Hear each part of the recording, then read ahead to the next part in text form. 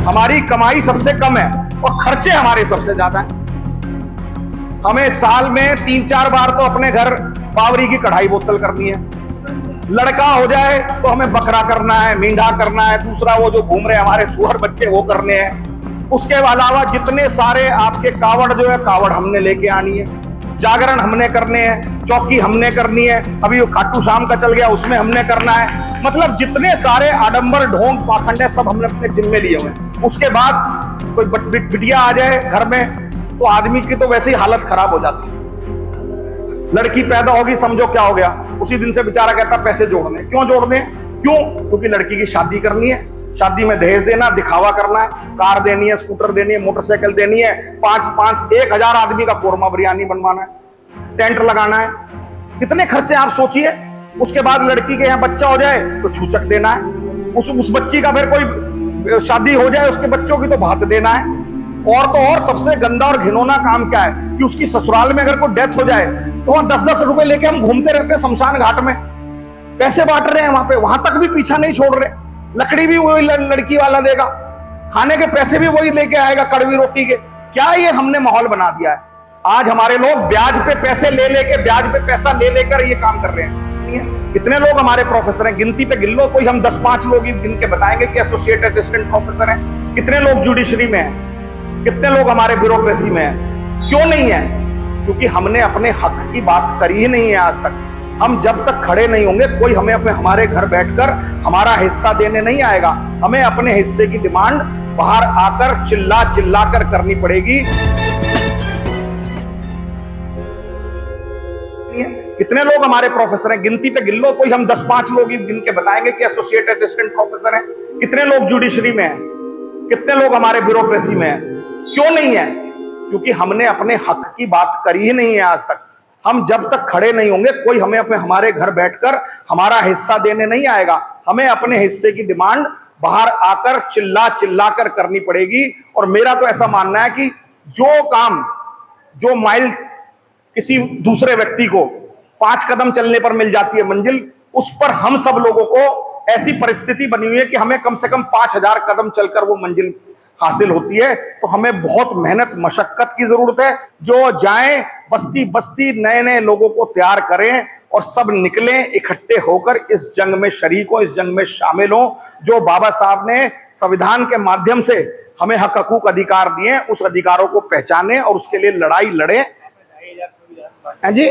हाँ, लड़ें और हम आगे इस पर काम करें।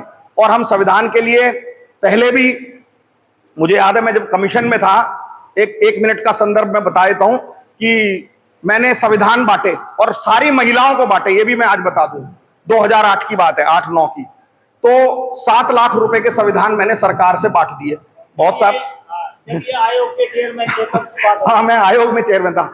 अब वो ऐसी कोई परंपरा तो थी नहीं उससे पहले कि कोई संविधान खरीदेगा और बांट देगा सरकारी ट्रेजरी से। तो मेरे ऊपर उस वक्त के तत्कालीन जो प्रिंसिपल फाइनेंस सेक्रेटरी थे, चीफ सेक्रेटरी थे, उन्होंने मेरे ऊपर पेनल्टी लगा दी कि साहब आप ये संविधान तो बांट नहीं सकते थे, 7 लाख रुपए के संविधान आप कैसे बांट सकते हैं? उस वक्त के तत्कालीन चीफ जस्टिस थे, जस्टिस ए के सीकरी, दिल्ली हाई कोर्ट के, जो बाद में सुप्रीम कोर्ट के जज बने। मैंने सुप्रीम कोर्ट के जज को एक लेटर लिख दिया कि साहब दलित महिलाओं को बाबा साहब ने जो संविधान लिखा था अगर हमने बांट दिया सरकार से, सरकार एक कल्याणकारी संस्था है, कोई पैसे कमाने वाली संस्था थोड़ी है। उस पर वो चीफ सेक्रेटरी आरोप लगा रहे हैं कि उस पर पैसा मैंने गलत खर्च कर दिया और आपका अख्तियार नहीं था चीफ जस्टिस का कि वो संविधान बांटे। चीफ जस्टिस ने उसी वक्त कॉग्निजेंस लिया और पूरे 2.5 घंटे तक as punishment chief secretary, principal secretary को दिल्ली हाई कोर्ट के बाहर खड़े करे रखा। और उसके बाद हमने अभी कार्यक्रम किया था कॉन्स्टिट्यूशन क्लब में, बीर सिंह बहुत साहब, हमने सबने मिलके, हमने उस दिन भी लगभग 2,500-3 हजार लोग वहां पर आए थे।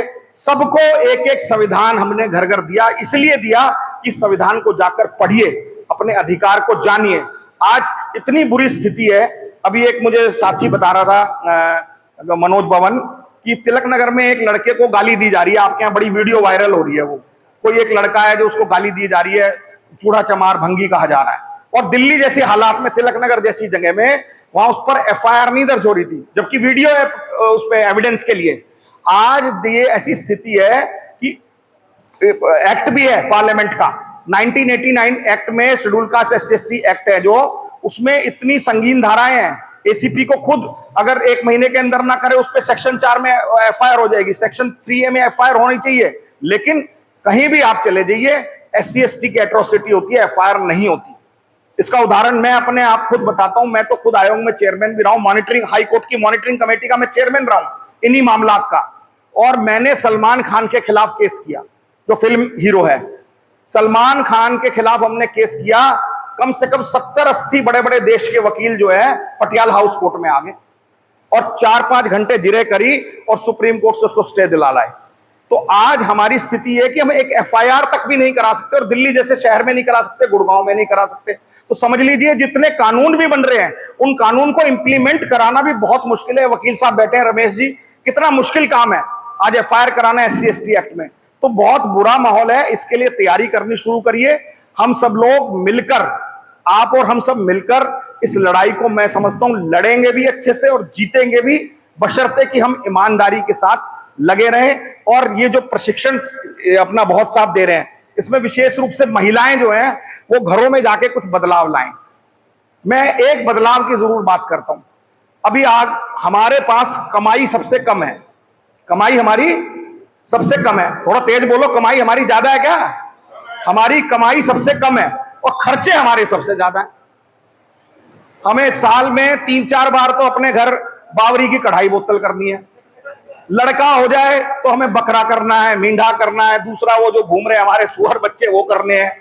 उसके अलावा जितने सारे आपके कावड़ जो है, कावड़ हमने लेके आनी है, जागरण हमने करने हैं, चौकी हमने करनी है, अभी वो खाटू श्याम का चल गया उसमें हमने करना है। मतलब जितने सारे आडंबर ढोंग पाखंड है सब हमने अपने जिम्मे लिए हुए हैं। उसके बाद कोई बिटिया आ जाए घर में तो आदमी की तो वैसे ही हालत खराब हो जाती है। लड़की पैदा होगी, समझो क्या हो गया, उसी दिन से बेचारा कहता पैसे जोड़ने। क्यों जोड़ने? क्यों? क्योंकि लड़की की शादी करनी है, शादी में दहेज देना, दिखावा करना है, कार देनी है, स्कूटर देनी है, मोटरसाइकिल देनी है, 1,000 आदमी का कोरमा बिरयानी बनवाना है, टेंट लगाना है, कितने खर्चे आप सोचिए। उसके बाद लड़की के यहाँ बच्चा हो जाए तो छूचक देना है, उस बच्ची का फिर कोई शादी हो जाए उसके बच्चों की तो भात देना है। और तो और सबसे गंदा और घिनौना काम क्या है कि उसकी ससुराल में अगर कोई डेथ हो जाए तो वहां 10-10 रुपए लेके हम घूमते रहते हैं शमशान घाट में, पैसे बांट रहे हैं वहां पे, वहां तक भी पीछा नहीं छोड़ रहे। लकड़ी भी वही लड़की वाला देगा, खाने के पैसे भी वही लेके आएगा, कड़वी रोटी के। क्या ये हमने माहौल बना दिया है? इस तरीके की अगर स्थिति हमने अगर की है तो इस तरीके से समाज को हम गर्त में लेके जा रहे हैं। समाज बहुत बुरी हालत में पिसा हुआ है, पिछड़ा हुआ है और अशिक्षित तो है ही, साथ में आर्थिक रूप से बिल्कुल बुरे हालात है हमारे। प्राइवेट पहले सरकारी नौकरी थी, कारपोरेशन में लग जाती थी 2-2 मियां बीवी की, तो 70-80 हजार लाख रुपए घर पे आ जाते थे। आज तो कॉर्पोरेशन की, म्युनिसिपैलिटी की नौकरी भी नहीं है तुम्हारे पास। प्राइवेट नौकरी 10-12 हजार में कहां तक ये इतने आडंबर ढोंग चोचले डिमाटे जाओगे? पहला करवा चौथ देना है जी, पहली कोतली देनी है, ये सब इतने सारे पाखंड है। ये पाखंड कौन करता है? ये महिलाएं करती हैं, ये कराती हैं, करती हैं।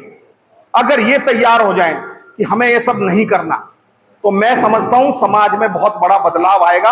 हमारे पास जो पैसा आएगा या पैसा बचत होगी उससे हम पढ़ाई करेंगे, कहीं संगठन जैसे आपके लोग हैं इसमें कार्यक्रम करेंगे, अपने लिए लड़ाई की एक सामग्री जुटाएंगे, अपने बच्चों को पढ़ा के शिक्षा से तैयार करेंगे, बशर्ते कि हम इन सब चीजों पर जो जा रहे हैं इसकी कोई फायदा नहीं है और इससे कुछ फर्क नहीं पड़ेगा। मेरी शादी हुई, हमारे यहां भी पहले यही होता था, ना मैंने सुअर किया, ना मैंने मींढा किया, ना मैंने बकरा किया, ना मैंने मुर्गा किया, ना मैंने कोई जीत का कार्यक्रम किया, ना मैंने दहेज लिया, ना मैंने भात लिया, ना मैंने छूचक लिया, ना मैंने कोथली ली, ना मैंने सीधा लिया, सिंधारा लिया। बताओ क्या हो गया? बहुत शानदार तरीके से खड़े हैं। तो आप अपने अंदर बदलाव लाकर देखिए, आपके अंदर ऐसा कॉन्फिडेंस खुद ब खुद आएगा।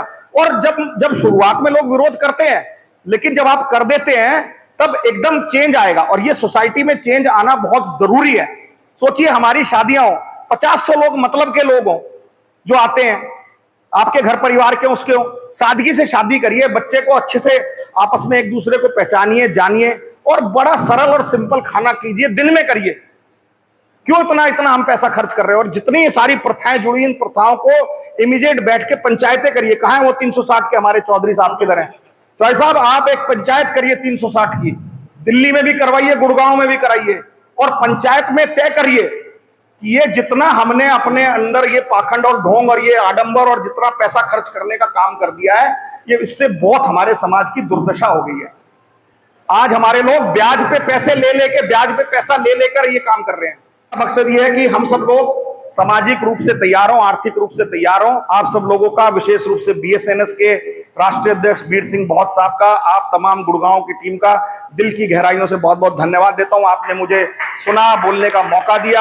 आपके साथ भी मुझे बहुत देर बात करके बहुत कुछ सीखने का मौका मिला कि किस तरीके से प्रशिक्षण के बाद हम सब लोग कैसे तैयार होते हैं। मैं इन्हीं शब्दों के साथ चाहूंगा कि बीर सिंह जी ऐसे ही ये अलख और जोत आगे बढ़ाते रहें। वो एक गाना है ना, जोत से जोत जलाते चलो और प्रेम की गंगा बहाते चलो। धन्यवाद। जय हिंद, जय भीम।